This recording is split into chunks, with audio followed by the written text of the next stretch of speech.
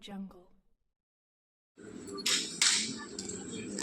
Research, education, extension, agribusiness management personnel who are working more than 75,000 plus since its inception in academy. And every year we do conduct more than 60 plus training programs catering to these personnel who are part of national agricultural research, education and extension system in the country. So starting with newly selected agricultural scientists who have been selected through Agricultural Research Service. They come here for foundation training of Agricultural Research Service, which is on par with National Police Academy. So as through UPSC they get selected and they undergo training at NPA. Similarly, through ARS examination, whoever is being selected and management development programs, leadership development programs, executive development programs, and so on and so forth. So this is in brief about the academy. We are spread as dimensions are working across. We are low, short, and short team, but we work tremendously contributing towards the policy level decisions, which is taken and implemented by Indian Council of Agricultural Research. This is in short about us. In a short way, we will have the main program. Thank you. With the seating capacity of 200 people. Guest for today, Dr. G. Narendra Kumar sir, Director and session on this act.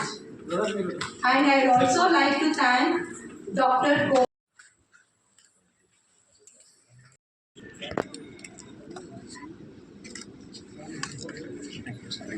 Bharat Rozgar Guarantee and Ajivika Mission Act is a very important landmark legislation which replaces the 20-year-old. It's very forward-looking in the sense that it sets the direction for all of us to look towards a Viksit Bharat 2047 by aligning priorities of at the panchayat level with the national priorities, providing for effective planning system through the Gram Panchayati plans, and also focusing very substantially on enhancing infrastructure, providing for core infrastructure, and we look forward to see in Viksit Bharat villages and panchayats with saturated infrastructure, such as every village having the basic facilities of schooling, of a good Anganwadi center, good playgrounds, good health centers, and so on and so forth. Also, forward looking, look at extreme weather conditions such as climate change, also providing for transparency, accountability, and keeping in tune with the latest financial paradigms for implementation of different schemes so that we as a whole prioritize the Gram Panchayati level matters and priorities, align them with the national priorities, and look to Viksit Bharat. This, I think, is the basic purpose, and I wish and hope that this scheme will be successful and that this will take us forward on the path of Viksit Bharat. And also Dr. Gopal and also for inviting me to this workshop of Varta. I'm extremely thankful to you for this. In fact, when the bill enacted and it came into media, I think I was the one among many to write a small piece in business line. And I could see that it spread across this country because I tried to give an analytical background to the bill. I think I'm doing the same thing here. Little bit of analytical background to the bill. I will not be touching the bill one by one, section by section. That I will not be doing. Our DG, Dr. G. Narendra sir has done it in the morning. The very section he covered. It was a highly comprehensive presentation of the bill that is already done. And now you know the bill. So let us have an analytical round on this bill.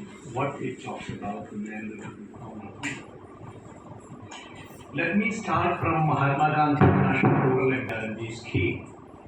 That scheme, those who read the Act will be knowing it is written in the preamble. The Act stands for Enhancing the Livelihood Security of the Rural Household. That is a sentence, it is written in the preamble of the Act, Mahatma Gandhi Act. And the main question is, how do you enhance the livelihood security of the rural household? The means is to provide public work and create assets. These assets will give a return back. There will be a flow of resources from these assets that may flow to your pocket, it may flow to the society as a whole. You look at the preamble of this act, I don't see much difference.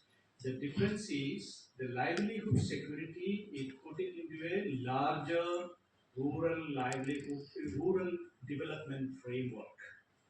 That is what it happened in the preamble of this act. It is not a big dilution, rather than it is an addition that happened in this bill. That's the first point I would like to convey to you. Therefore, the whole next 10 minutes or 15 minutes I will take, the main point I want to convey to you, the current bill is not a dilution, it is an addition, it is a course correction that happened in this bill.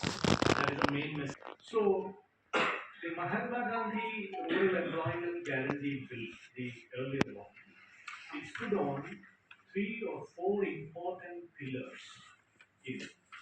Their employment generation was an important activity, the public work employment generation. That's there here also.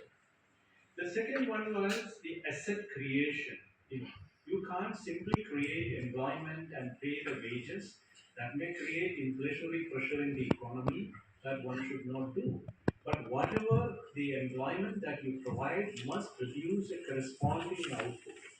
That was the asset creation. Mahatma Gandhi Narendra mentioned about durable assets. This act is also mentioning about durable assets. There is no difference as far as assets creation is concerned.